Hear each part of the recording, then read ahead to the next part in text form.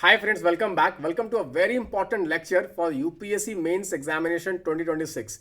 In this lecture, I'm going to analyze General Studies Paper 3, UPSC Mains 2025 paper. I'm going to exactly trace the sources from where UPSC question setters are framing questions by analyzing the PYQs on also the current affairs. Also guys, I'm going to share how I was able to predict most of the questions. What is the mindset I'm able to do it, and how you can learn this mindset, and you can also predict most of the questions in the mains examination. Guys, before that, I would tell you about my mains experience. I have cracked the mains examination 4 times, scoring very high marks in general studies papers. You can see some of my mark sheets here. You can see another mark sheet, guys. So I have the experience of cracking the UPSC mains examination multiple times, and I'm using this experience in guiding you in cracking the mains examination. So what I'll do is that first I will analyze the security questions.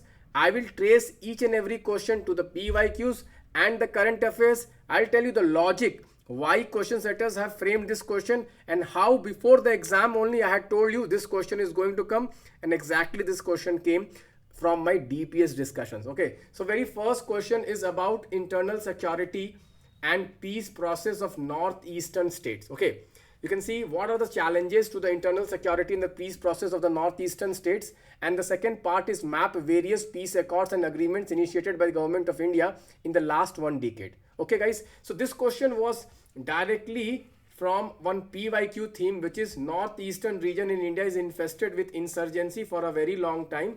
Analyze the major reasons for survival of armed insurgency in this region. And you can see this is 10th of July DPS, and you can see I had discussed this PYQ in my DPS lecture. Exactly, I had discussed this PYQ in the DPS lecture. And the second part of the question, which is the new dimension, okay, where they have talked about to map all the peace process. If you had gone through my mains master notes on security situation in the northeastern region, you can see I had covered all the peace talks of Nagaland, Mizoram, peace talks of Assam, Bodo Peace Accord, Karbi Anglong Agreement, Tripura Peace Accord. So I had covered each and every peace talks in the last 1 decade already in my mains master notes. Okay, so what I wanted to tell you is that guys, if you read the right sources and if you follow my predicted questions and the PYQs, then you can easily solve any questions in the mains examination. Now I'll give you why this question is important. So guys, you know that Myanmar is facing a civil war, and because of this there is a lot of displacement in Myanmar, and many refugees are coming into India also. We have closed our border with Myanmar because of this refugee issue. So the entire northeastern region is in news. Further guys, you know that recently Bangladesh has also commented about the northeastern region, that northeastern region is landlocked.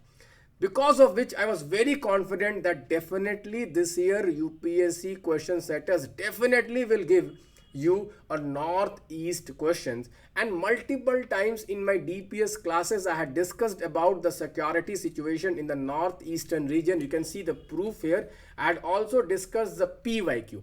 So whenever you find one topic in the syllabus which is coming in newspapers regularly, and if you see UPSC question setters have already asked a question on that, then that PYQ becomes very important, and you have to brainstorm that in future what other dimensions they can ask. Since they had already asked about why the insurgency has survived, this time they have asked about the peace process. And if you had not read this peace process, it would have been impossible for you to write an answer on this, because there are finer details of the peace process which I had covered in my mains master notes.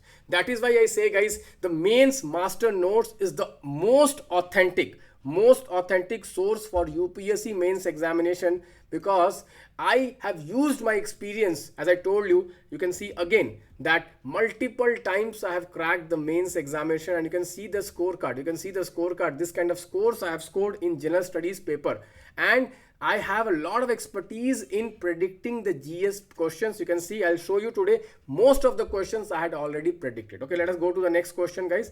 The next question is on maritime security. You can see maritime security is vital to protect India's sea trade.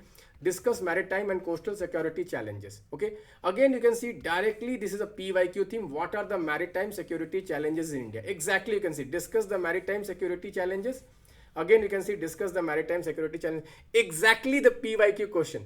Exactly the PYQ question, and you can see in my DPS 21st of June I had already discuss the coastal security challenges and assess India's preparedness. So maritime question had already asked, and I had given a coastal security question, and exactly this question came in the exam where they had asked you to discuss coastal security and maritime security. Guys, you can see it is very easy. UPSC mains examination compared to the prelims is very easy to crack. I'm telling you, prelims is little bit, you have some uncertainty there and you need to read a lot of current affairs. But for the mains, if you prepare as per my strategy by mastering the PYQs, by attending daily DPS lectures where I integrate the PYQs with the static syllabus and the current affairs, then UPSC exam is very easy. And this was also covered in my mains master notes. Guys, I have a mains master notes on border security. In border security, I had in detail cover the coastal security and maritime security. What are the challenges? And this question exactly you have to just go and produce it in the exam. You can see yourself maritime security and coastal security I had discussed in my DPS answer writing classes. Guys, daily I am conducting 1 hour session. Only 1 hour if you give, I'm telling you, most of the questions can easily be answered. You know, a lot of candidates, they are wasting a lot of money, lot of resources, okay, by joining mains test series. They're going to so many offline classes, but in the end, if you see here, just if you sit at home and attend this 1 hour session every day from a person who has himself cracked the mains examination 4 times, you can easily crack this examination sitting at home with least resources and with least effort. The idea is how I can use the PYQs, how I can use the current affairs, how I can use my expertise and crack the mains examination very easily. Okay, let us move on to the next question, guys. Again, the third security question is on terrorism, how it has manifested in India. Elaborate the contemporary challenges with examples. What are the countermeasures adopted by the state? You can see exactly again this question, 30 July. You can see 30 July DPS discussion. You can see discuss the legal and institutional architecture to fight terrorism in India. You can see here. Exactly I had predicted these questions in my DPS. Discuss the legal and institutional architecture to fight terrorism in India, and that is what the question, that is what is the question. You can see the second part of the question talks about what are the countermeasures adopted by the state to counter terrorism. And if you have gone through my mains master notes on combating terrorism, you can see here I had discussed about terrorism in India. I had discussed with terrorism in India where I have discussed both the external state and the non-state actors, and also I had discussed about impact of terrorism and reasons for rising terrorism in India, and also I had discussed about the laws to deal with terrorism and issues in the legal framework and the institutional structure, and also I had discussed about the second ARC 7th report which is about combating terrorism. You can see so ARCs, Administrative Reform Commission report, also have incorporated in my mains master notes. Guys, these are the best resources which you can have for the mains examination. You can see most of the questions which have come from the security section have directly either come from my DPS classes or directly from the mains master notes. Proof is in front of you. All three security questions have directly come from my DPS discussions. You can see this question, then this question, and you can see now this question. Okay, you see the level of accuracy of prediction. Guys, many people they will say that UPSC is unpredictable examination. Guys, UPSC is not unpredictable examination. I'm telling you from my experience, I have cracked the prelims examination 6 out of 6 times. Imagine someone cracking the prelims examination 6 out of 6 times, and I have cracked the mains examination 4 out of 6 times, and once I have only missed by 1 marks. and that too was because of my optional subject. Guys, for general studies, I'm telling you guys, you can just rely on my expertise, and with that you can sail through UPSC Mains 2026 very easily. I will be predicting most of the questions which are going to come in 2026, and I'm going to give you the proof also how I have predicted this year. So obviously I'll be able to predict next year also. Okay, let us proceed. Okay, so now I'll do one thing. I'll show you one question which will surprise you. I'm telling you, this question is going to surprise you. Okay, so this question: carbon capture, utilization and storage. What is the potential of CCUS in tackling climate change?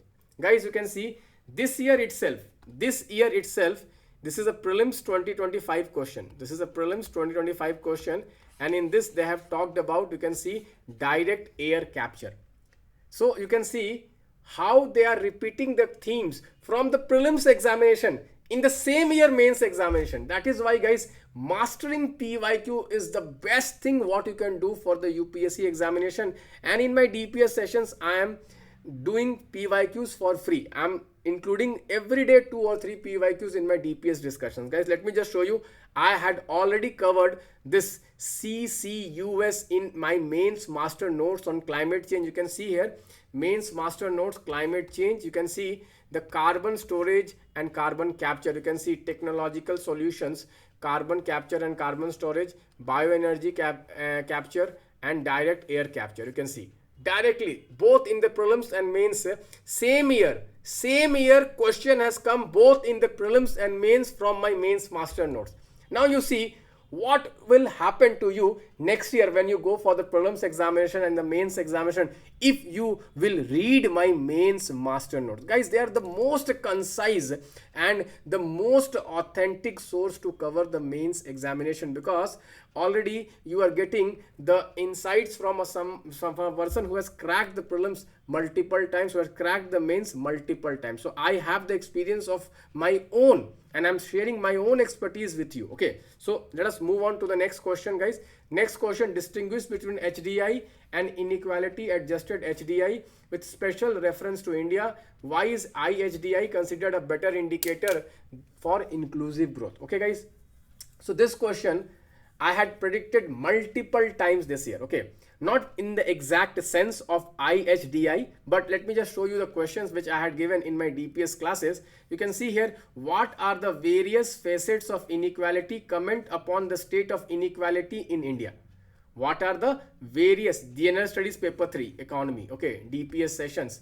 What are the various facets of inequality and why inequality is rising in India? And second question, you can see, why inequality is rising in India, examine its impact and how to reduce it. And just below that question I have put inclusive growth and how inclusive growth is getting affected because of inequality. You can see in front of you, just take a glance the kind of questions I am discussing and how I am integrating questions, similar theme questions together. You can see inequality and inclusive growth question in the same day I have discussed one after the other in order to link these two concepts, And guys, this HDI I had already covered in my mains master notes, and you can see from the Hindu articles, this was covered in the Hindu articles. You can see what is the state of inequality in India, why inequality in India and the World Bank claims recently, very controversial. And you can see this is my mains master note where I have discussed HDI and IHDI. Okay, so the point is, guys, the examination is very easy if you are integrating current affairs. And if you do not have time to go through all the editorials, to go through EPW magazines, to go through Yojana magazines, Kurukshetra magazines, do not worry. Just attend this 1 hour sessions, everyday DPS sessions, and you are done. Let me tell you, you can easily sail through the mains examination. The proof is in front of you. All the themes which have been asked in the prelims examination, I have discussed in my recent DPS classes. These are all my recent DPS classes in the last 3-4 months only. Okay, I have not brought questions which are older than last 3-4 months. In the last 3-4 months only, I have predicted most of the questions. You can see next question, guys. What are the challenges before the Indian economy moving away from free trade and multilateralism to protectionism and bilateralism? What are the challenges to be met? You can see this question, guys. How far the trade has become an engine of growth in the backdrop of trade war. In the backdrop of trade war. You can see here exactly again I have discussed the same theme, trade war and rising protectionism. I have discussed in my DPS classes, and exactly the same theme was asked in the UPSC mains examination general studies paper 3 because of Donald Trump's tariffs imposed on India and other countries, which has led to a trade war. Guys, entire world is moving towards protectionism. Okay, and this is a very challenging scenario for India. How is India going to become a developed country when we are having these kinds of unfavorable external factors? Guys, remember, no country in the past has become a developed country without trade. Without trade, no country has become a developed country. So in this scenario, it will be very challenging for the Indian economy to become a developed economy if this kind of protectionism continues for the next 10-20 years. So that is a very dicey situation for India, and this is was asked in the UPSC mains examination. And you can see I have asked the similar question, trade war and protectionism, in my DPS discussion. Okay guys, so again let us see another question guys. PLI, discuss the rationale of PLI. What are its achievement? In what ways we can what way the functioning and outcome of scheme can be improved? You can see again this is a mains master notes, production linked incentive. You can see here production linked incentive, what is PLI, objective of PLI and benefits of PLI I have discussed, and exactly the same question has been asked. Okay, objective of what is PLI, you can see here what is PLI I have discussed, objective of PLI I have discussed, and benefits of PLI I have discussed, and exactly the same question has come in UPSC mains examination. So guys, you can see how predicting UPSC mains examination is not very tough. You can also do it provided you follow my predicted questions. Every day I'm giving 5 to 6 predicted questions in my DPS discussions. You can see here in my mains mentorship I'm giving you daily answer writing on most important 5 questions where I'm linking the static with the current affairs. I'm giving you 500 hours of concept lectures completely free. Guys, if you go and join any coaching institute, they are going to charge you more than 1 lakh rupee. I'm going to give you 500 hours of concept lectures completely free with my mains answer writing. Plus, I'm going to give you mains master notes, mains master cards, and mains factly for most important topics, repeated topics which come in the UPSC mains examination. We'll be continuing this session in the part 2 where I'll discuss other questions like other aspects of the questions like disaster management, environment. I'll be discussing in the next part. So guys, please do consider hitting a like and share this video for all those aspirants who are aiming for 2026. Okay, this analysis is very important because developing the mindset, why UPSC is picking some questions, why UPSC is picking some theme, why some themes are getting repeated multiple times is very important for you to understand. Thank you guys. Bye bye. Take care.